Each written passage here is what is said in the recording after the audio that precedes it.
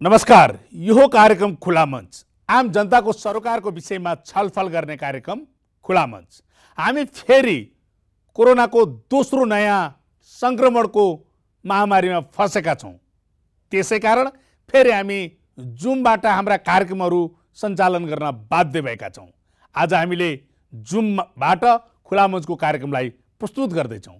आज हामीले यो कोरोनाको महामारी सँगसँगै यति बेला नेपालको राजनीतिक पनि गर्मागर्मी चलेको छ। प्रधानमन्त्रीले आफूमाथि अविश्वास भएको थाहा पाइसकेपछि विश्वासको मत लिनका निम्ति मिति तय गरिसक्नु भएको छ र त्यसका निम्ति राजनीतिक दलहरू बीच छलफल भएको छ। यस पटकको अविश्वासको प्रस्ताव र आगामी सरकारका बारेमा प्रमुख प्रतिपक्षी दल नेपाली कांग्रेसको भूमिका निकै गम्भीर मोडमा देखिएको छ। यिनै सेरोफेरोमा कुराकानी गर्न हामीले आजको अतिथिका रूपमा निम्त्याएका छौँ नेपालको राजनीतिका जानकार, नेपाली कांग्रेसका प्रभावशाली युवा नेता तथा पूर्व स्वास्थ्य राज्य मन्त्री। आज हामी स्वास्थ्यका बारेमा पनि कुराकानी गर्नेछौँ। पूर्व स्वास्थ्य मन्त्री गगन थापालाई हामीले निम्त्याएका छौँ। यहाँलाई कार्यक्रममा स्वागत छ। धन्यवाद। यति बेला कोरोनाको नियन्त्रण गर्ने, यसका बारेमा छलफल गर्नुपर्ने र अस्पतालका पेटीहरूमा सुतेका बिरामीहरूलाई अक्सिजन र भेन्टिलेटर बनाउनु पर्ने बेलामा नेपालको राजनीति चाहिँ सरकार परिवर्तन गर्ने मोडतिर लाग्यो। के भएको यो मुलुकमा यति बेला?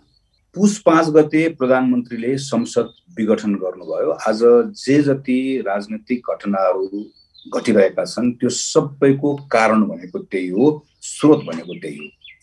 आफ्नो दलभित्रको झगडाको व्यवस्थापन गर्न नसक्दाखेरि त्यसको भारी सिङ्गो देशलाई उहाँले बोकाउनु भयो। एकछिनलाई सम्झौँ। पुस 5 गते के पनि भएको थिएन। हामी पुस, माघ, फागुन सहित जतिखेर अलिकति तुलनात्मक हिसाबले थोरै सहज अवस्था थियो त्यो बेलामा कोरोनाको कारणले गर्दा प्रभावित भएको अर्थतन्त्र उकास्ने सन्दर्भमा काम गरेका हुन्थ्यौँ र दोस्रो लहरका निम्ति हामीले तयारी गरेका हुन्थ्यौँ र आज वैशाख जेठको यो अवस्थामा हामीहरू अहिलेको भन्दा धेरै सुल्झेको अवस्थामा हुन्थ्यौँ। यो पुसदेखिको जुन समय हामीले पायौँ, गोल्डन टाइम हामीले पायौँ, त्यो हामीले खेर फाल्ने अवस्था बन्यो प्रधानमन्त्रीको कदमको कारणले गर्दा। त्यसपछि अर्को एउटा पनि हेरौँ। चैत्रको 8 गते स्वास्थ्य मन्त्रालयले वक्तव्य निकालेर अब अवस्था हाम्रो नियन्त्रण बाहिर जान सक्छ है भनिसके पछाडि मात्रै, अगाडिको पुस पछाडिको पनि छोडिदिउँला, प्रधानमन्त्रीले ल है यस्तो अवस्था आइसकेछ, अब यो बेलामा मैले मेरो काम गर्ने तरिका, मैले संयोजन गर्ने मेरो जिम्मेवारी अलिक फरक ढङ्गले निर्वाह गर्नुपर्छ भनेर सोचेर मात्रै अलिकति काम प्राथमिकतामा राखिदिनु भएको भए पनि योभन्दा अवस्था फरक हुन्थ्यो। यो पनि छोडिदिउँला। वैशाखको 11 गते पछाडि त हामीहरू करिब करिब अब बन्दाबन्दी गर्नुपर्ने अवस्थामा पुगेर हाम्रो यो हालत भइसक्यो। अब अहिले नै पनि प्रधानमन्त्रीले ल हामीहरू दलमा झगडा छ, मेरो दलमा छ, दलहरूका बीचमा छ, प्रदेशमा तलमाथि भइरहेको सबै कुरालाई 2-3 महिनालाई रोकौँ, सबै कुरा रोकौँ। अहिले अविश्वासको प्रस्ताव ल्याउनु पर्छ भन्ने कक्षालाई लागेको छ भने पनि रोकौँ, सरकार बदल्नु पर्छ भन्ने कुरा लागेको छ भने पनि रोकौँ। यी सबै कुरा अहिले जनताको जीव धनभन्दा ठुलो कुरा, जीवभन्दा ठुलो, जीवनभन्दा ठुलो कुराहरू छैन। अहिलेलाई रोकौँ, 3 महिना 4 महिना रोकौँ। यो महामारीको चरणलाई हामीले सामना गरिसके पछाडि त्यसपछि जे आउँछ त्यो अनुसारले हामीले फेरि आफ्नो बाटो लागौँला भन्ने यो मात्रै अप्रोच राखिदिनु भएको भए पनि मलाई के विश्वास थियो र अहिले पनि मलाई मेरो विश्वास हो कि त्यस्तो भएको भए त्यो बेलामा हाम्रो दलभित्र पनि प्रधानमन्त्रीले गर्नुभएको त्यो प्रस्तावलाई हामी फरक धारणा भए तापनि हामी एउटा सहमतिमा पुर्याएर छाड्थ्यौँ। सायद अरू दलहरूले पनि त्यही खालको एउटा निदो गर्ने अवस्था हुन्थ्यो र आज हामी अर्को ठाउँमा हुन्थ्यौँ। त्यसैले एउटा व्यक्तिको जो जिम्मेवारीमा हुनुहुन्छ प्रधानमन्त्री, लहर छ, कहिले कहिले सनक छ।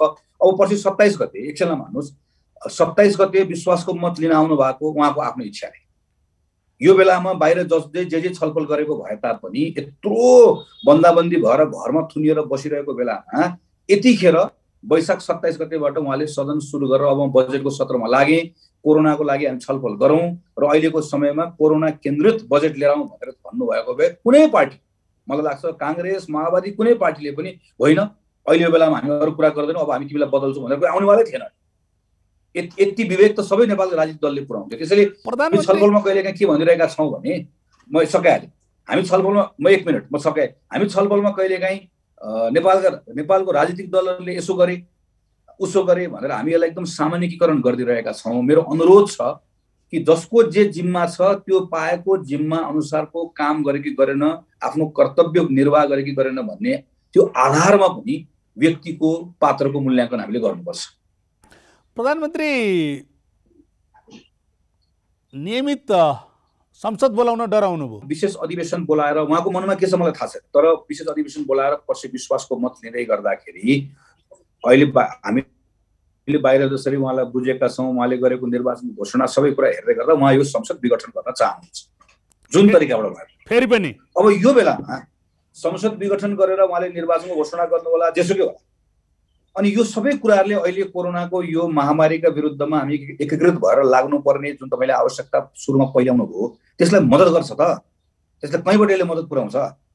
जिम्मा त मलाई के लाग्छ, जस्तो म एउटा क्षेत्रको सांसद हो, म अहिले यतिखेर मेरो आफ्नो निर्वाचन क्षेत्रमा यो यहाँभित्र मैले यहाँको अब मैले कति सक्छु कति गर्न सक्छु, मेरो सांसदको जिम्मेवारी छ, संसदमा म त जिम्मेवारी निर्वाह गर्छु, मेरो निर्वाचन क्षेत्रको मेरो यहाँको विशेष जिम्मेवारी छ। त्यसले मलाई मैले यहाँको मेरो आफ्नो ठाउँको नागरिकहरूको अस्पतालको व्यवस्थापन, त्यस पछाडि गएर अक्सिजनको व्यवस्थापन, अरू आइसोलेसनको व्यवस्थापन, यो कुराहरूमा यसले मलाई पोल्छ, मैले सक्ने जति त्यसमा काम गर्नुपर्छ भन्ने गर्नु पनि पर्छ, गर्ने कोसिस पनि गरिरहेको छु। प्रधानमन्त्रीको त सिङ्गो देश जिम्मा हो, त्यो कुर्सीमा बस्दै गर्दा यतिखेर एउटा ज्यान जाँदै गर्दा पनि सबैभन्दा बढी प्रधानमन्त्रीलाई दुख्नुपर्छ, पोल्नुपर्छ। यो बेलामा हामी त हेर्नुहोस्, नेपालले अहिलेसम्म नभोगेको कुनै पनि विपत्तिमा, भुइँचालोमा नभोगेको, अरू बेलामा नभोगेको विपत्ति हामी यो अहिलेको दोस्रो लहरमा भोग्नुपर्ने अवस्था आउँछ कि भन्ने डर लागिरहेको छ। प्रधानमन्त्री डराउनु पर्दैन, यो त कुनै पनि डर नभए, आज प्रधानमन्त्री जे गरिराख्नु भएको छ कुनै पनि कुराको डर नभएको मान्छेले मात्र यो गर्छ। अब डर नहुनु भनेको आफ्नो लागि प्रधानमन्त्री डराउनु भएको छैन, म होइन, आम मान्छेको जीवनका सन्दर्भमा डराउनु भएन। समस्या यहाँ भयो कि सरकार कहीँ न कहीँ सरकारको नियन्त्रणभन्दा बाहिर कोरोना संक्रमण अथवा महामारी गइसक्यो लाग्छ कि लाग्दैन? शिवजी यस्तो हेर्नुहोस्, यहाँ कसैले पनि के भनिरहेको छैन, अहिले पनि हामी भनिरहेका छैनौँ भनेदेखि भने जादु गरिदेऊ, चमत्कार गरिदेऊ भनिरहेको होइन। दुईटा कुरा गरेको, एउटा जुन बेलामा जे गर्नुपर्ने थियो हामीसँग स्रोत साधनको अभाव थियो, हामीसँग समय थियो, त्यो समयको हामीले त्यसलाई सही ढङ्गले सदुपयोग नगर्दै गर्दा हामीसँग भएको त्यही स्रोत र साधनको पनि काम नलाग्ने अवस्थामा पुर्यायौँ हामीले। त्यसमा एउटा हो, त्यो पनि अहिले हामी बिर्सौँ भन्यौँ। अहिले यो बेलामा हामी युद्धको बिचमा पुगिसकेपछि युद्ध किन भयो, के कारणले गर्दा युद्धको अवस्थामा आइपुग्यो, पहिला तयारी के गर्नु पर्थ्यो भन्ने कुराको बारेमा त्यहाँ गनगन गरेर बसेर हुँदैन, पछि समीक्षा गर्ने। अहिले त पुग्यो। यो बेलामा के गर्ने भन्ने कुरा, सेनापतिको जिम्मेवारी त प्रधानमन्त्री हुनुहुन्छ। अनि यो बेलामा सेनापति जोसँग लडाइँ लड्नु पर्ने, त्यो बेलामा सिङ्गो सेनाको पङ्क्तिलाई उत्साहित बनाएर सङ्गठित गरेर जानुपर्ने ठाउँमा फर्किएर आफ्नै सेनाको डफामाथि कहिले त्यसलाई हान्ने मूल लडाइँ जोसँग छ त्यो कुरालाई बिर्सेर गर्नुहुन्छ भने हाम्रो प्रश्न त यहाँनिर हो नि। हामीले त्यो कोसिस गर्दा गर्दै पनि, हाम्रो सेनापतिले कोसिस गर्दा गर्दै पनि लडाइँहरू हामीले हार्यौँ। हामीले कल्पना नगरेको क्षति बिहोर्नु पर्यो भने त्यो बेलामा समानुभूति त हामी सबैले राख्छौँ, हामीलाई थाहा छ नि हाम्रो अवस्था के छ भन्ने कुराको बारेमा। तर यो त्यो जुन गम्भीरता हुनुपर्ने हो, मैले अघि मैले भने जुन पोल्नु पर्ने हो, जुन छटपटाहट हुनुपर्ने हो, के पनि देखिन्न, त्यो कुनै पनि कुराले छोएकै छैन। तर तपाईँले भने जस्तो मात्रै होइन जस्तो लाग्छ। तपाईँ स्वास्थ्य मन्त्री बन्नुभयो, जनताको जनसङ्ख्या स्वास्थ्यका बारेमा ध्यान दिनुपर्ने ठाउँमा तपाईँले पनि केही समय बिताउनु भयो। अहिले अर्को कुरा भनिरहेछन्, त्यति बेला पूर्वाधारका कामहरू जुन गतिमा हुनु पर्थ्यो त्यो गतिमा भएको भए अहिले भेन्टिलेटरको अभाव कम हुन्थ्यो कि भन्ने आशा पनि त गरेका छन्। गगन थापाले केही गर्न सकेन भन्ने प्रश्नहरू पनि त उठ्न थाले नि त फेरि। हेर्नु शिवजी, यो के हुन्छ भने व्यक्तिले पाएको जिम्मेवारीको त्यसको मूल्याङ्कन दुई ठाउँमा गर्ने। स्वास्थ्य मन्त्रालयको जिम्मेवारी छोटो समय 6-7 महिनाको समय पाउँदै गर्दा त्यस पछाडि म जनताको बिचमा निर्वाचनमा गएर मेरो आफ्नो त्यही ठाउँबाट निर्वाचित भएर आएको एउटा पक्ष, त्यहाँ हो मेरो मूल्याङ्कन हुने ठाउँ भनेको। अर्को मेरो मूल्याङ्कन हुने भनेको चाहिँ मैले त्यो आफूले काम गरेको क्षेत्रमा कुन लिगेसी छोडेर आएको छु भन्ने कुरा हो। तपाईँ आफ्नै टेलिभिजनको समाचारहरूलाई पल्टाएर एकपटक फेरि पुनः सुन्न सक्नुहुन्छ वा सुनाउन सक्नुहुन्छ कि मैले 6-7 महिनामा जुन जग हालेर आएको, त्यो हालेको जगमा त्यसमा जे कामहरू जति कामहरू सम्पन्न भए र जुन कामहरू सम्पन्न हुने आधार बनाएर आएको जुन कामहरू सम्पन्न गरेनन्, स्वास्थ्य मन्त्रालय अहिले पनि त्यसकै वरिपरि घुमिरहेको हो। आज तपाईँले अहिले कुरा उठाउनु हो, म यो भेन्टिलेटर, आइसियु, यो स्वास्थ्य भनेको हेल्थ सिस्टम बनाउने कुराको सन्दर्भ, नेपालको हेल्थ खास गरी अझ त्यो पनि सार्वजनिक स्वास्थ्य प्रणालीलाई बलियो बनाउने कुराको सन्दर्भमा जे जति नीतिहरू, जे जति कामहरूको प्रारम्भ, त्यसलाई जग हाल्ने काम गरेर आए, त्यसको मात्रै यो 3-4 वर्ष निरन्तरता दिएको भए मैले भन्नै पर्दैन। स्वास्थ्य मन्त्रालयमा गएको प्रत्येक कोही पनि मान्छेलाई तपाईँले टेलिभिजनमा बोलाएर सुन्नुभएको हुन्छ, त्यो काम मात्रै निरन्तरता दिएको भए आज यत्रो महामारीमा यत्रो रुवाबासी गर्नै नै पर्दैन। यो 3-4 वर्षभित्रमा धेरै हेल्थ सिस्टमको आधारहरू बनिसकेको थियो। तर अनफर्चुनेटली म एउटा कुरा सम्झाउँछु, अस्ति कतिवटा तपाईँहरूले समाचार बजाउनु भयो नि, कति ठाउँमा चाहिँ 300 कतिवटा अस्पताल शिलान्यास भयो एकै दिनमा, स्वास्थ्यमा क्रान्ति भयो भनेर। न हामीले बुझाउन सक्यौँ, न तपाईँहरूले त्यसलाई बुझिदिनु भयो। स्वास्थ्य भनेको अस्पतालको भवन होइन, स्वास्थ्य भनेको प्रणाली हो। प्रणालीलाई सुदृढ गर्ने कुराको सन्दर्भमा मैले त्यो बेलामा 7 वर्षभित्रमा नेपालको एउटा गाउँको एउटा सामान्य नागरिकले आधा घण्टा 1 घण्टाको दूरी हिँडिसके पछाडि स्वास्थ्यको के सेवा पाउने अवस्था बनाउन सकिन्छ र त्यो 7 वर्षभित्रमा गर्न सकिन्छ भन्ने कुराको एउटा त्यसलाई कति मूल्य लाग्छ, कसरी गर्ने भन्नेसम्मको सबै कुरा गरेर काम कसरी गर्ने भन्नेसम्मको प्रारम्भ गरेर बुझाएर आएर तपाईँले देख्नु भएको छ। प्रत्येक पटक संसदको बैठक हुँदै गर्दा म त्यो डकुमेन्ट बोकेर संसदमा गएर कराउँछु, चिच्याउँछु, कसैले सुन्दैन। बल्ल त्यसबाट जम्मा के कुरा टिपेर अस्ति गरेर काम भयो, भवनको शिलान्यास। बुझ्दैन स्वास्थ्य भनेको भवन होइन है। भवन बिल्डिङ बनाएर चाहिँ अथवा कसैले ल्याएर भेन्टिलेटर ल्याएर राखिदिएर, कसैले चाहिँ अस्पतालको शैय्या थपिदिएर हामीले चाहिँ उपचार पाउने भएको भए संसारमा हामीभन्दा बलिया देशहरूले संयुक्त राज्य अमेरिका, भारत अर्कै भइसक्थ्यो नि। हेल्थ भनेको सिस्टम हो। सिस्टम बनाउने कुराको सन्दर्भमा यसरी काम गर्नुपर्छ भन्ने कुराको बारेमा गरेर आएको कामहरू सबै लथालिङ्ग नछोडिदिएको भए यो अवस्था आउँदै आउँथ्यो।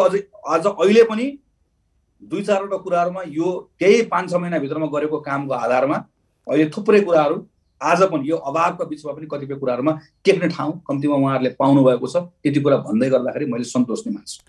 यो तपाईँले अहिले उठाएको कुरा महत्त्वपूर्ण कुरा, दक्ष जनशक्तिको अभाव छ नेपालमा हो।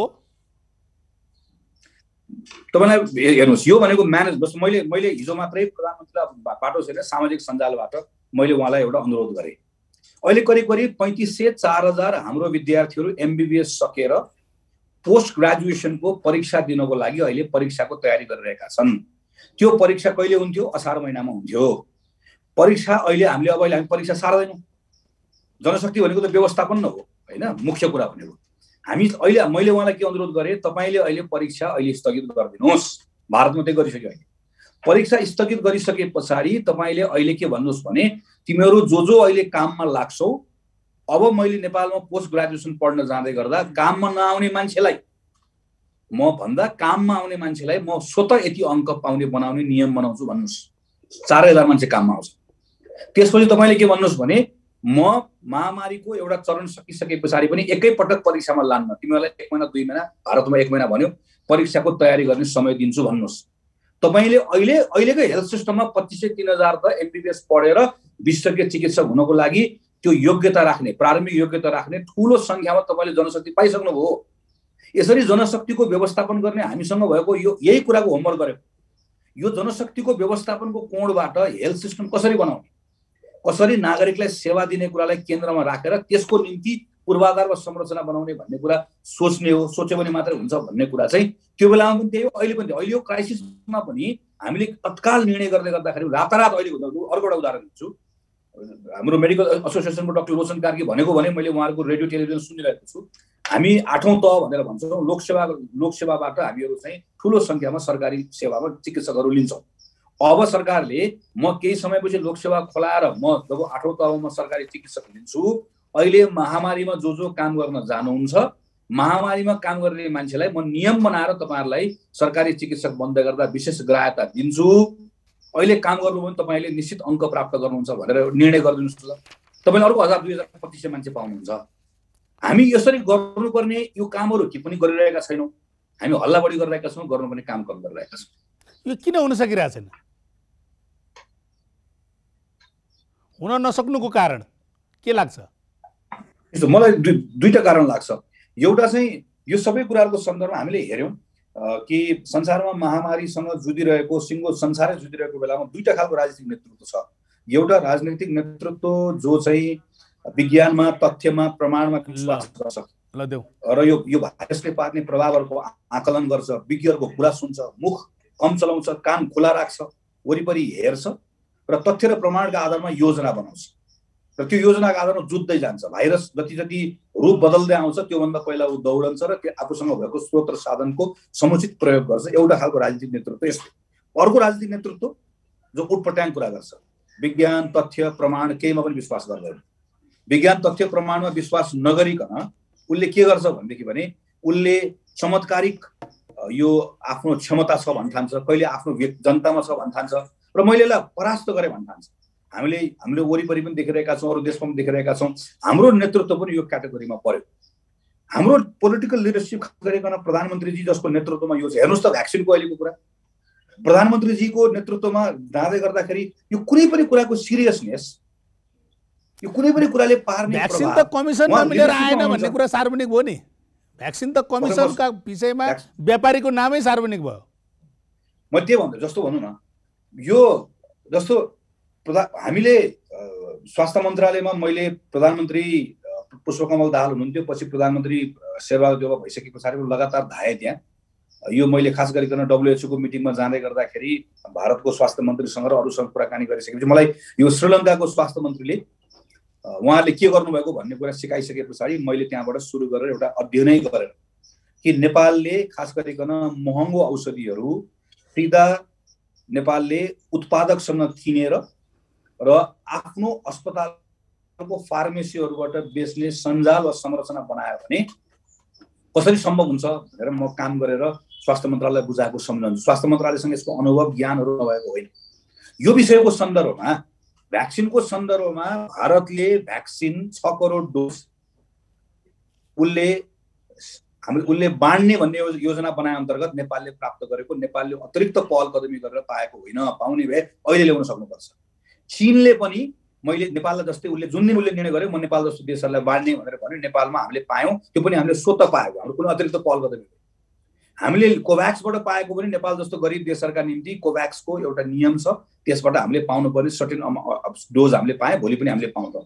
हामीले यो बेलामा त नेपालले हामीसँग यो हाम्रो जनसङ्ख्याको आधारमा 48-50 अरब हुँदै गर्दा हामीलाई भ्याक्सिनेसन गर्न पुग्ने भएको बेलामा हामीले समय पाएका थियौँ, भ्याक्सिन किन्न जाने हामीसँग समय थियो।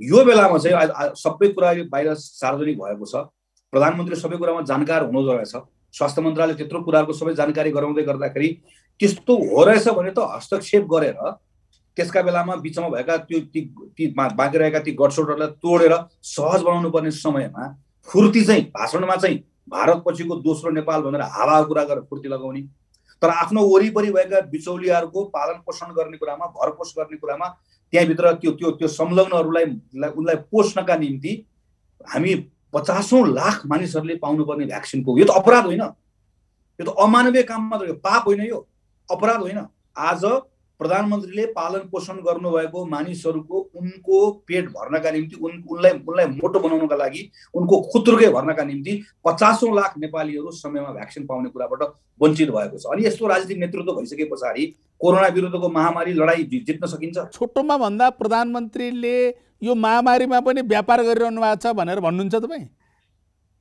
मतलब यो महामारीमा प्रधानमन्त्रीले पाप गरिराख्नु भएको छ, अपराध गरिराख्नु भएको छ। यो मानिसहरू जो अहिले कोभिडको कारणले गर्दा मरिरहेका छन्, त्यसको अब अलि पछाडि गएर त्यो कोभिडको कारणले गर्दा मरेको हो भन्ने कि त्यो बदनियतका कारणले गर्दा, गैर जिम्मेवारीपूर्ण व्यवहारका कारण, नेतृत्वको गैर जिम्मेवारीपूर्ण कारणले गर्दा, बदनियतको कारणले गर्दा, पापका कारणले गर्दा यी मानिसहरू मरेका हुन्। यी मानिसहरू मरेका हुन्, तिनको हत्या भएको हो। आज अस्पतालको एउटा ठाउँमा अक्सिजन नपाएर जो व्यक्ति अहिले छटपटाएर मर्यो भने समाचार तपाईँ बनाउनुहुन्छ, त्यो अक्सिजन नपाएर हो, तर त्यो अक्सिजन पाउने अवस्था उसको थियो, बन्थ्यो, सजिलैसँग बन्थ्यो। हामीले भनेको बेलामा मात्रै म सम्झन्छु, गएको वर्ष वैशाखको 15 गते वा 11 गते, मैले ठ्याक्कै तिथि बैशाख हो मलाई यति थाहा छ, स्वास्थ्य मन्त्रीको कार्यकक्षमा गएर अब आउने साल यस्तो अप्ठ्यारो पर्नेवाला छ, अक्सिजनको प्लान्टमा यसरी इन्भेस्टमेन्ट गरौँ भनेर गएर लिखित गरेर दिएको भनेर सम्झिन्छु म। अहिले सम्झिन्छु अलिकति मात्रै गर्नुपर्ने कामहरू हामीले गरेको भए आज हामीले यहाँ बचाउन सक्ने। र खास गरी भ्याक्सिनको कुराको सन्दर्भमा त यो विषय त योभन्दा ठुलो पाप अपराध। अस्ति हामीले स्वास्थ्य सामग्रीको कुरा सुन्यौँ, त्योभन्दा पनि अझ एकपछि अर्को कुराहरू बाहिर आइरहेको छ। यसको त प्रधानमन्त्रीले जवाफ दिनै पर्छ। मन्त्री परिषदले निर्णय गर्यो, हामीले पढ्यौँ, कमिसनको कुरालाई उसले स्थापित गर्यो। यस्तो बेलामा कोही छ भने पनि त्यसलाई कोर्रा हानेर ठिक लगाएर म गर्छु भनेर आउनुपर्ने ठाउँमा आफैले आफ्नो बालबटारभित्र राखेको मानिसहरू लगाएर तिनको आधारमा त्यसबाट चाहिँ 2 पैसा जम्मा गर्नका निम्ति यत्रो मानिसहरूले भ्याक्सिन पाउने कुरामा अपराध गर्ने, पाप गर्ने। एकजना सुजन सापकोटा तपाईँसँग जोडिँदै हुनुहुन्छ, उहाँको जिज्ञासा सुनौ। सुजनजी। ल दाजु नमस्ते है। मलाई चाहिँ 2टा मात्र क्वेसन। आवाज आइरहेछ मेरो? छ। म चाहिँ सुजन सापकोटा, घर चाहिँ बागलुङ। अहिले चाहिँ म रेड जोनमै छु है, हेल्थबाट रेड जोनमै छु अहिले। बागलुङ जिल्ला चाहिँ रेड जोनमै छ। मेरो क्वेसन चाहिँ भन्दालाई नेपाली आम जनताहरूले अब सधैँ सत्तापक्षमा मात्र होइन प्रतिपक्षमा बसेर पनि जनताको सेवा गर्न सकिन्छ। अहिले नेपाली काङ्ग्रेसले यस्तो महामारीको बेलामा नेपाली काङ्ग्रेसबाट के काम भयो त नि स्वास्थ्य नियन्त्रणका लागि अथवा कोरोना नियन्त्रणका लागि? आम जनताले नेपाली काङ्ग्रेसले यो गर्यो भनेर बुझ्नका लागि नेपाली काङ्ग्रेसले के काम गर्यो, त्यो एउटा कुरा त्यो भनिदिनु होला। अर्को कुरा के हो त नि भन्दा, तपाईँले पूर्व स्वास्थ्य मन्त्री भएर पनि आफ्ना अनुभवहरू धेरै छन् स्वास्थ्य क्षेत्रतर्फ। अहिले मानव अहिलेको सरकारले अथवा अहिलेको स्वास्थ्य मन्त्रीले केही गर्न नसकेको अवस्थामा मानव तपाईँलाई नेपाली जनताले अहिले इमर्जेन्सी हेल्थ मिनिस्टर बनाइदियो। यो सन्दर्भमा तपाईँले अब हुने भइसक्यो, सबै भइसक्यो, महामारी आइसक्यो। अबको past is past future is coming भनिन्छ नि। अबको बेलामा चाहिँ नेपाल सरकारलाई अथवा स्वास्थ्य मन्त्रालयलाई तपाईँले आफ्नो अनुभवको आधारमा चाहिँ अब यो काम गरेर अहिलेको कोरोनालाई चाहिँ नियन्त्रणमा ल्याउनका लागि यो गर्नुपर्छ भनेर के पोइन्टलाई आधार मानेर हामी अघि बढ्न सकिन्छ? मेरो जिज्ञासा चाहिँ यही छ है। धन्यवाद। म सुजनजीको दोस्रो प्रश्नबाट सुरु गर्छु। धन्यवाद। यो हाइपोथेटिकल्ली म भए भन्ने भन्दा पनि हाम्रो अहिलेको स्वास्थ्य मन्त्रीले अहिले पनि के गर्नुपर्छ भन्ने कुरा नै म राख्छु। 2 महिना कम्तीमा पनि 2-2.5 महिना यो बन्दाबन्दी जान्छ भन्ने कुराको बारेमा प्रश्न हुनुपर्छ। 2-2.5 महिना बन्दाबन्दी जाँदै गर्दाखेरि अबको दोस्रो हप्तामा हामीहरू प्रवेश गर्दै दोस्रो हप्तामा जान साथै अब बिस्तारै के भइहाल्छ भने अहिले ठाउँ छ, अब देशैभरिको लकडाउनको स्थिति हुन्छ। त्यसपछि खानाको समस्या आउँछ। अरूमा जुन हामीले अघिल्लो पहिलो लकडाउनमा देख्यौँ, मान्छेहरू श्रमिकहरूको हिँडेको हामी सब सम्झौँ, मान्छेहरू खाना नपाएर ठाउँ ठाउँमा टोलमा खाना बाँडेको सम्झौँ। पहिलाको जस्तो अवस्था छैन। सङ्क्रमण यसरी फैलिएको छ, सहजतापूर्वक यी कामहरू गर्न सकिन्न। त्यसैले स्थानीय सरकारहरूलाई परिचालन गरेर, जुन अहिले सुजनजीले भन्नुभयो पहिलो प्रश्न पनि जोडिन्छ, राजनीतिक दलहरूलाई पनि परिचालन गरेर नेपाली कङ्ग्रेसको देशभरिको साथीहरूलाई हामीले यो बेलामा स्थानीय सरकारमा हामी छौँ छैनौँ, तर स्थानीय सरकारले गर्ने र अरू सामाजिक अभियानमा यी गर्ने कुराहरू सबै कुराहरूमा स्वयंसेवक रूपमा तपाईँहरू जोडिनुहोस् भनेर भनेका छौँ। साथीहरू लाखौँको सङ्ख्यामा साथीहरू जोडिनु भएको छ, जोडिन तयार पनि हुनुहुन्छ, काम पनि गरिराख्नु भएको छ। राजनीतिक दल, स्थानीय सरकार, यो स्थानीय सरकार मार्फत यो सबैलाई प्रयोग गरेर यो 2-2.5 महिना जाँदै गर्दाखेरि पनि जनताको दैनिकी आफ्नो छाक टार्ने कुराहरूमा समस्या नआओस्, बजारको सप्लाई डिस्टोर्ट नहोस्। यसमा पनि स्वास्थ्य मन्त्रालयले प्रधानमन्त्रीलाई खास गरिकन उहाँलाई निरन्तर ध्यान आकर्षण गराएर, किनकि यसको सिधा यसको प्रभाव स्वास्थ्यमा पर्ने कुरा एउटा। सेकेन्ड, हामीले जति अहिले अस्पताल भने तापनि के कुरा याद गर्नुपर्छ खास गरी स्वास्थ्य मन्त्रालयको ठाउँबाट भने सङ्क्रमित हुनेहरूको सङ्ख्या हामीले पहिचान गर्ने र सङ्क्रमित त्यसको लागि टेस्ट गर्नु पर्यो। टेस्ट गरेपछि त्यसबाट सङ्क्रमित पहिचान भयो भने उसँग सम्पर्कमा आएको मान्छेलाई ट्रेस गर्ने, त्यसलाई अलग गर्ने, उसको फेरि टेस्ट गर्ने। त्यो भनेको के हो भने सङ्क्रमण सकेसम्म सर्न नदिने, त्यसलाई कन्टेन गर्ने।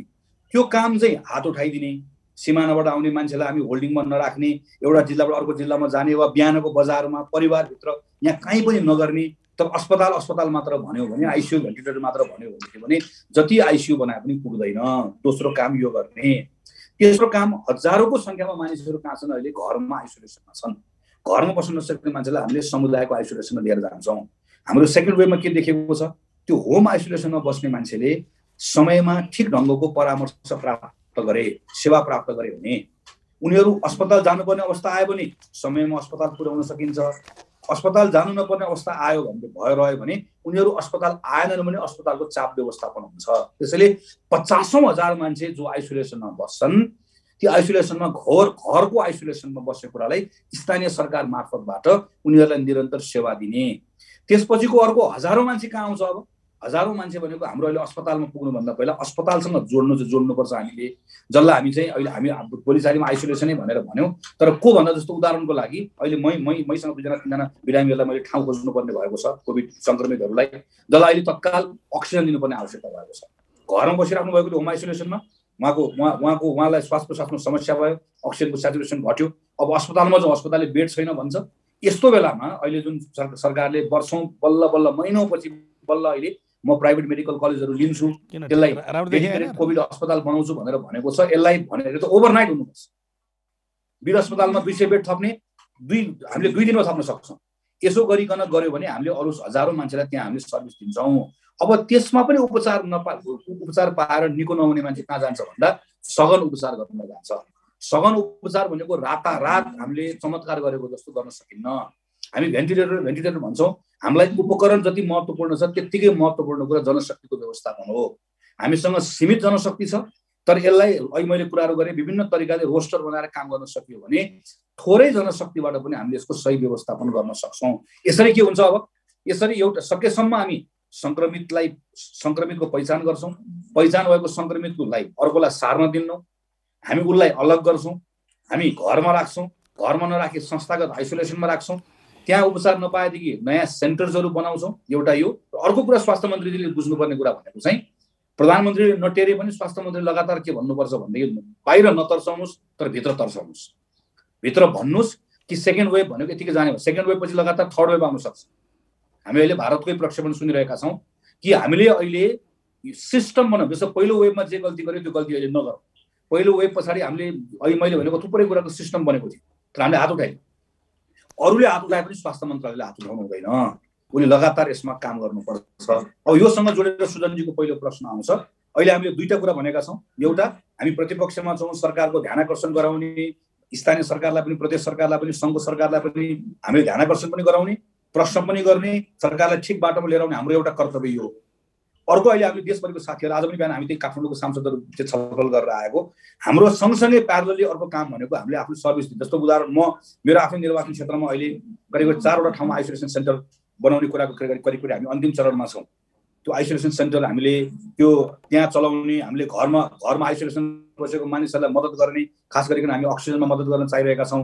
कतिपय मानिसहरू खान नपाएर अघि मैले जुन सुरुमा भने त्यो अप्ठ्यारो अवस्थामा बसेको साथीहरू स्वास्थ्यको मापदण्ड पालना गर्नुहोस्, तपाईँको अहिले छाक टार्ने काम हामी मद्दत गर्छौँ भनिरहेका छौँ। यसरी हामीले त्यो सेवाको पार्टमा पनि, किन हामी आफै पनि त एउटा पोलिटिकल वर्कर भएपछि हामीले आफ्नो सम्पर्कबाट आफूसँग भएको जनशक्ति परिचालन गरेर पनि त्यहाँ काम गर्न सक्छौँ भनेर सँगसँगै त्यहाँ काम पनि गरिरहेका छौँ। यो कामलाई अझ व्यवस्थित गरौँ भनेर विभिन्न चरणमा छलफल सुजनजीको भनाइ के हो भने तपाईँहरूले गर्न खोजेको काम गर्न खोज्नु भएको छैन, केही गर्नु भएको छैन भन्दा पनि प्रतिपक्षी दलको जुन ड्यासिङ चाहिँ के अरे गभर्मेन्टलाई चाहिँ जुन एउटा ट्र्याकमा ल्याएर काम लगाउनु पर्ने हो त्यो गर्न सक्नु भएन। तपाईँहरू पार्टीभित्रै अस्तव्यस्त हुनुभयो तपाईँहरू पनि।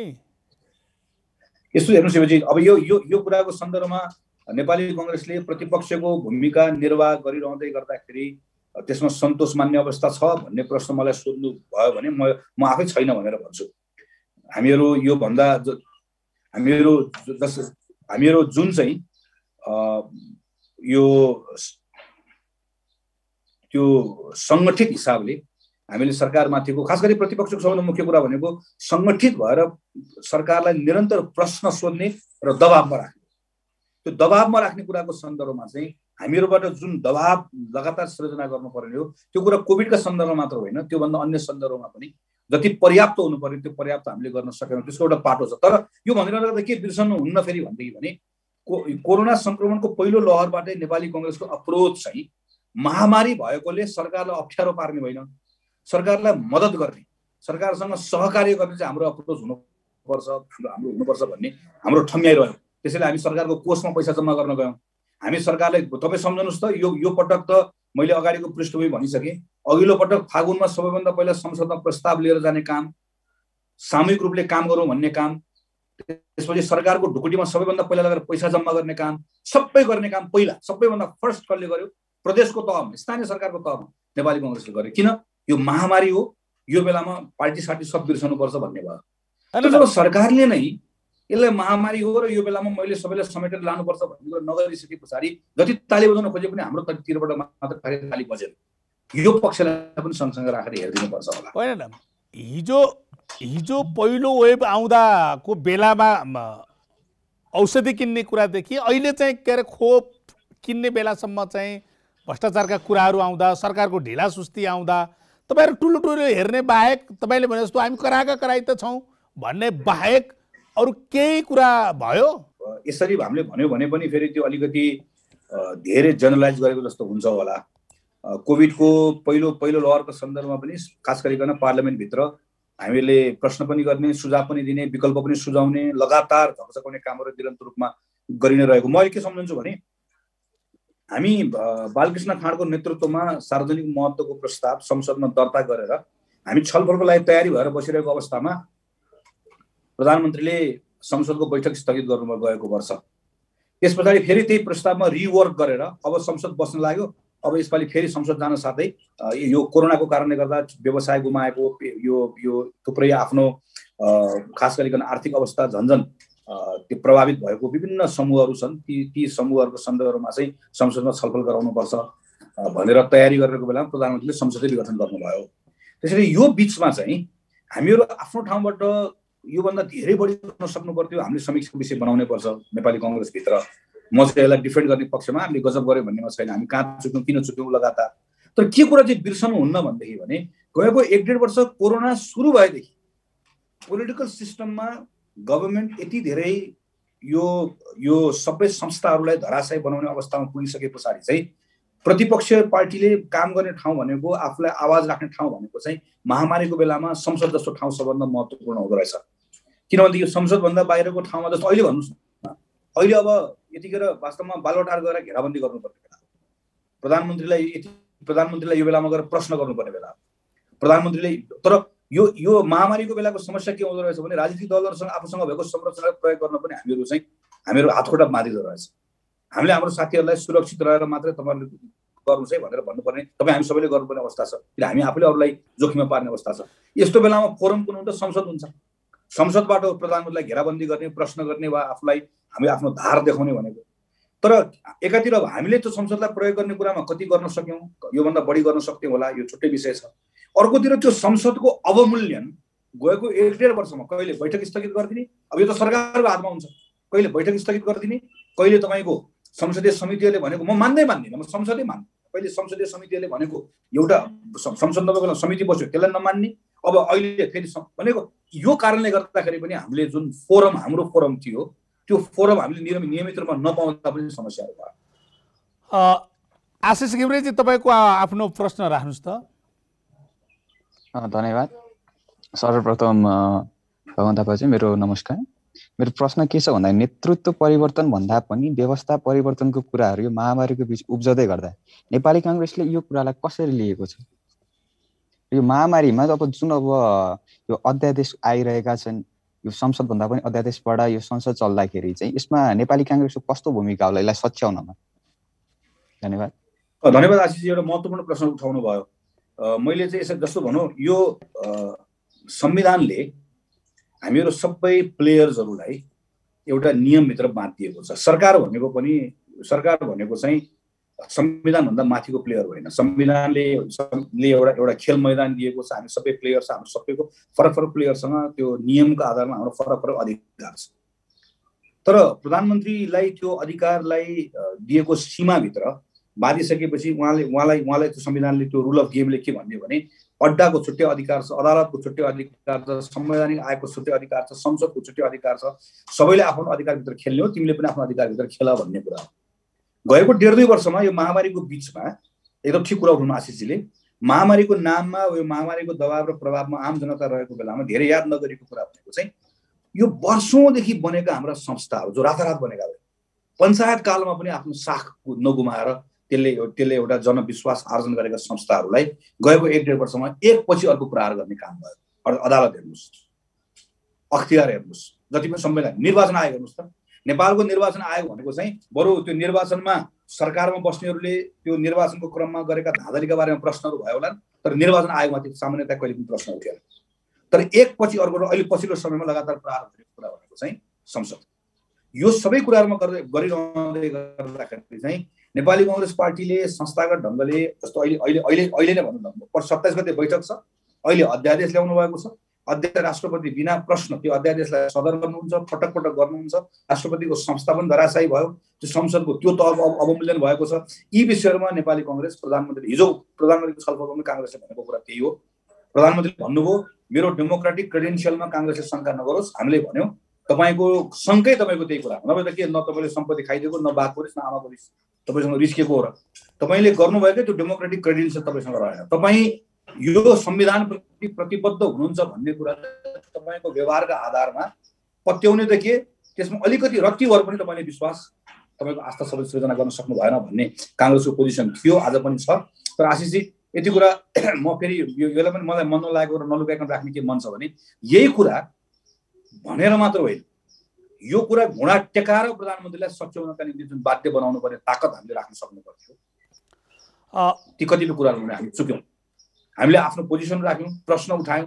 मलाई के लाग्छ प्रतिपक्ष भनेको कुनै कुनै विषयमा प्रश्न उठाउनु, कुनै कुनै विषयमा फरक मत राख्ने, कुनै कुनै विषयमा सहयोग गर्ने, तर यस्ता कुनै विषय हुन्छन् ती विषयमा चाहिँ अनकम्प्रोमाइज्ड सम्झौताहीन सङ्घर्ष गर्ने, घुँडा टेकाएर छाड्नु, सच्याउन लगाएर छाड्नु। यो संवैधानिक परिषद सम्बन्धी अध्यादेश पहिलो चरणमा जुन ल्याएर प्रधानमन्त्रीले नियुक्त गर्नुभयो, यो लडाइँ चाहिँ यसरी लड्नु पर्थ्यो भन्ने मैले हिजो पनि पार्टीको समितिभित्र निरन्तर रूपमा मेरो यो सङ्घर्षमा मैले आफ्नो कुरा लगातार अहिले पनि त्यो लाग्छ मलाई। यो मैले भनिदिएकै त हो, हाम्रो विरोध छँदै थियो, मैले वक्तव्य निकालेकै थियो भन्ने ठाउँमा लगेर टुङ्ग्याउनु हुन्न, त्यो अहिले पनि टुङ्ग्याउनु हुन्न। यो विषयमा त अनकम्प्रोमाइज हुने गरिकन हामीले लडाइँ लड्नु पर्थ्यो, अहिले पनि लड्नुपर्छ भन्ने लाग्छ। युवराजी तपाईँको पनि प्रश्न राखिहाल्नुहोस्। ल धन्यवाद दाइ। गगन दाइ नमस्कार, म युवराज रेग्मी, घर सल्यान। नमस्ते दाइ। यो विशेषतः यो कोरोना कहरका बीचमा सरकारले लिन थालेको यो विश्वासको मतले फेरि हाम्रो कोरोना कहरलाई फेरि अर्को अल्लमल्लमा पारिकन फेरि मानिसहरूलाई फेरि यो मृत्युका मुखमा धकेल्नका निमित्त उद्यत रहेको जस्तो देखिन्छ। विशेषतः हाम्रा जस्ता पहाडी जिल्लाहरूमा अहिले पनि यो कोभिडका बिरामीहरू अक्सिजन नपाइकन आफ्नो ज्यान गुमाइराखेका छन्। यस्तो अवस्थामा नेपाली कांग्रेस जस्तो जिम्मेवार पार्टी जसले स्थानीय तहमा हाम्रा जनप्रतिनिधिहरू कांग्रेसका जनप्रतिनिधिहरू पनि बनाएको छन्, ती जनप्रतिनिधिहरूका माध्यमबाट एउटा किसिमले संस्थागत निर्णय गरेर अब नेपाली कांग्रेसका जनप्रतिनिधिहरूले यो गर्ने भनिकन एउटा किसिमको रोड म्याप तयार गरेर एउटा यो कोरोना कहरबाट जनताहरूलाई बचाउनका निमित्त दिनुपर्ने एउटा सन्देश र दिनुपर्ने एउटा सुविधा दिनका निम्ति पनि किन कन्जुसाइ गरिराखेको छ बुझ्न सकिया छैन। त्यसको साथसाथै अब यो अवस्थामा फेरि अहिलेका प्रधानमन्त्रीले देशलाई एउटा ढङ्गले डोर्याउँदै गर्दाखेरिमा फेरि हामी पनि अब सरकार बनाउने कुरामा कांग्रेस पार्टी पनि सरकार बनाउने कुरामै लागिकन यो कोरोना कहरलाई फेरि बिर्सिने हो कि भन्ने किसिमको एउटा सन्तासका बीचबाट मानिसहरूले विभिन्न किसिमका आशंकाहरू उब्जाउन थालेको देखिन्छ। यसका बारेमा दाइको धारणा के हो बुझ्न खोजिराखेको। धन्यवाद युवराजी। यो पछिल्लो उसबाट सुरु गरौँ। अस्ति यो अघि पनि मैले सुरुमा भने सरकार बदल्ने, सरकार फेर्ने प्रदेशमा सङ्घमा न नेपाली कांग्रेससँग सङ्ख्या थियो न नेपाली कांग्रेसको कहिले त्यो चाहना थियो। यो सबै अब स्थिति निर्माण गरेको प्रधानमन्त्री आफैले चुनावको घोषणा गरेको माओवादी र एमाले पार्टी अदालतले निर्णय गरिसके पछाडि पनि मिलेर हाम्रो बहुमत छ भनेर भनिरहेको अवस्था भएको भए हामी नेपाली कांग्रेसले हामीसँग सङ्ख्या पनि हुँदैन थियो, हामी त्यतिखेर च्याउने अवस्था पनि बन्दैन थियो। त्यसैले यो सबै परिस्थिति चाहिँ हाम्रो चाहनाले आएको पनि होइन, हाम्रो प्रयत्नले आएको पनि होइन। यो सबै प्रधानमन्त्री आफैले निम्त्याउनु भएको हो, एउटा कुरा यो नबिर्सौँ। दोस्रो कुरा मैले अघि पनि भने हामीले चैतमा वैशाखमा सरकार बनाउने बारेमा जे छलफलहरू गरिरहेका थियौँ, खास गरी चैतको फागुन पछाडि चैतमा भनौँ न, तर चैतको मिडबाट मध्य चैतबाट संक्रमणको नेपालमा भयावह अवस्था आउन सक्छ भन्ने सङ्केत आइसके पछाडि त्यो बेलामा प्रधानमन्त्रीले ल है यस्तो अवस्था छ, मैले 2-3 महिनाको समय चाहिँ हामी 3-4 महिना बडो अप्ठ्यारोमा हुन्छौँ, सबै कुरा रोकौँ भन्ने त्यो अप्रोचबाट प्रधानमन्त्रीजी आउनुभएको भए त्यो बेलामा पनि नेपाली कङ्ग्रेसको पोजिसन यी सरकार प्रदेश सङ्घ कहीँ कर्णाली नबिर्सनु यो कुराजी प्रारम्भ कहाँबाट भएको नेपाली कङ्ग्रेस कहीँ होइन, कर्णालीमा त्यहीँभित्र माओवादी र एमाले मिलेर बनेको सरकार बदल्ने कुराको प्रारम्भ प्रधानमन्त्री आफैले गर्नुभएको, जुन बेलामा उहाँले कहीँ कतै नचलाउँ भन्नुपर्ने स्थिति बन्न सक्दथ्यो। दोस्रो कुरा यसलाई बिर्सनुहुन्न। तेस्रो कुरा अहिले पनि अस्ति प्रधानमन्त्रीले संसद स्थगित गरिसके पछाडि पनि त गएको 10-12 दिनमा धेरै कुरा तलमाथि भइसक्यो। अहिले पनि पर्सि वैशाख 27 गते प्रधानमन्त्रीले विशेष अधिवेशन नबोलाएर विश्वासको मतवाला यो यतातिर नलागेर अहिलेलाई कम्तीमा यो बजेट कोरोना केन्द्रित बजेट ल्याउँ, बजेटको काम सकौँ, 1.5-2 महिना सबै लागेर गरौँ, त्यसपछि बल्ल लागु भनेको भए नेपाली कङ्ग्रेस थपक्कसँग त्यो कुरालाई मान्ने अवस्थामा रहन्थ्यो। किनकि हाम्रो प्राथमिकता यो बेलामा सरकारी कुनै पनि कुरा प्राथमिकता होइन, हुन पनि हुन्न, हामी त्यही लाग्नुहुन्थ्यो। गर्नु के हुन्छ त अब वैशाख 27 गते मलाई मत हाल्ने कि नहाल्ने भनेर म सांसद हो, त्यो दिन मलाई मत हाल्ने कि नहाल्ने भनेको दिन मलाई त सरकारसँग मतलब छैन, म त अब कोभिडको उसमा मात्र लाग्ने हो भनेर म त्यो दिन लोगो लगाएर रत्नबारतिर जाउँ कि म त्यो दिन भोट हाल्ने ठाउँमा लाइन बस्नु त। अब त्यो दिन भोट हाल्ने ठाउँमा लाइन बसेको बेलामा युवराजजीले मलाई के भन्ने हुनुभयो भने तँलाई सांसद भएर यो बेलामा चाहिँ यतिखेर कोभिडमा लाग्नुपर्ने बेलामा त सरकार बनाउन त हाल्ने खेलमा लाग्छस् भन्न पाउने हुनुभयो नि त होइन। म त्यो दिन वैशाख 27 गते मैले बेड अक्सिजन भनेको कुरा छाडेर होइन निकममा प्रधानमन्त्रीको कारणले गर्दा संसदमा गएर उभिनुपर्ने अवस्था उहाँले बनाइदिनु भएको छ। तर बाहिरबाट हेर्दै गर्दा यो देखिने कुरा भयो, यो अवस्था हो। म युवराजजीको अर्को प्रश्नको पाटोमा आउँछ, एकदम महत्त्वपूर्ण। युवराजजीले पनि अनि सुजनजीले पनि उठाउनु भएको कुराहरू यो चाहिँ मलाई के लाग्छ, तपाईँले उठाएको कुरा चाहिँ म एउटा पार्टीको कार्यकर्ता भएकोले यसलाई म पार्टीको लिडरसिपमा पनि पुर्याउँछु कि आम तपाईँहरू नागरिकको तर्फबाट नेपाली कङ्ग्रेस पार्टीलाई के कुरा सुझाव वा अपेक्षा राखिरहेको पाइयो भनेदेखि भने अलग अलग छुटपुट रूपमा गरिरहेका कामहरू मात्र होइन, पार्टीले पनि व्यवस्थित ढङ्गमा आफूसँग पनि त एउटा संरचना छ, ठाउँ स्थानीय सरकारहरू छ, यी सबै ठाउँहरूमा आफूसँग भएको स्थानीय सरकारहरू कतिपय ठाउँमा भएको पार्टीको संरचनालाई परिचालित गरेर यो महामारीमा नेपाली कङ्ग्रेस आफैले पनि केही कुराहरू गरोस्, आफै कार्ययोजना बनाएर पनि गरोस् भन्ने नागरिकहरूको यो चाहना र अपेक्षा भएको कुरालाई पनि हामीले गरि नै रहेका छौँ। अलग अलग छ, पार्टीलाई गर भनेका छौँ, हामीले आह्वान गरेका छौँ, साथीले गरेर हामी सबै आफ्नो ठाउँमा लागिरहेका छौँ। यसरी होइन, व्यवस्थित कार्ययोजना बनाएर पार्टीले पनि गर्नुपर्छ भन्ने कुरा चाहिँ तपाईँहरूले आज आम नागरिकको भावना प्रतिनिधित्व गरेर राख्नु भएको छ। यसलाई मैले सिरियसली लिएको छु, पार्टीको लिडरसिपसँग यो कुरा पुर्याउँछु। कार्यक्रमको हामी एकदम अन्तिममा छौँ। म तपाईँसँग सोधिरहेको छु, पर्सि 27 गते तपाईँहरू विश्वासको मत दिनुहुन्न होइन प्रधानमन्त्रीलाई? दिन्न। अनि 27 गते पछाडि चाहिँ सहकार्य हुन सक्छ भन्ने खाले आशयमा समाचारहरू आए, काङ्ग्रेसका नेताहरूको भनाइ पनि आयो। प्रधानमन्त्री ओलीसँग मिलेर जान सक्नुहुन्छ तपाईँहरू? म चाहिँ कसरी हेर्छु, यो जनतालाई को जीवधनको सामान्य चाहिँ सुरक्षा गर्नुपर्ने एउटा न्यूनतम संवेदनशीलता नभएको, अहिले हामी लामो छलफल गऱ्यौँ। आफ्नो संवैधानिक धर्मबाट च्युत भयो, संविधानप्रति र व्यवस्थाप्रति रत्तिभर पनि आस्था नभएको व्यक्ति पात्र प्रवृत्तिसँग चाहिँ यो नसच्चिकन यो कुनै एउटा सच्चिने भनेको के हो? सच्चिने भनेको के हो? नहीं अहिले यो चरणमा म अहिले कहीँ सच्चिने कुरै देख्दिनँ। यो अहिले मैले सच्चे भने निवेदन गरेर गीत गाएर सच्चिने कुरा होइन, एक्सनबाट देखिने कुरा हो। यो अर्को निरन्तर रूपमा काम गर्दै जाने गर्दा 2-5-10 वर्षपछि के होला मलाई थाहा छैन। तर यो चरणमा कहाँनिर खोप त खाइने मान्छे, जनताको लागि भनेर आएको खोप त निल्दिने, खोप त लगाउने नि खाने हो त, लगाउने खोप खानेसँग अहिले आएर हाम्रो सहकार्य हुन्छ यो बेलामा? मैले तपाईँलाई यो कार्यक्रममा जोड्दै गर्दा तपाईँ चाहिँ निर्वाचन क्षेत्रमा सिलिन्डर पुर्याउने कुरामा लागिरहनु भएको थियो।